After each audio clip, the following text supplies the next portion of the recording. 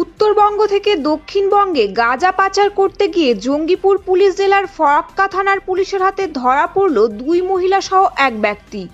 শুক্রবার সন্ধ্যায় ফরাক্কা ব্লকের শঙ্করপুর 12 নম্বর জাতীয় সড়কে গোপন সূত্রে খবর পেয়ে ফরাক্কা থানার পুলিশ একটি মারুতি অল্টো গাড়ি আটক করে।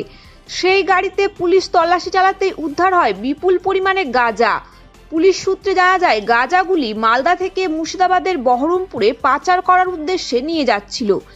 গাঁজার পরিমাণ 34.53 কেজি, যার বাজার মূল্য আনুমানিক 1.5 লক্ষ টাকা।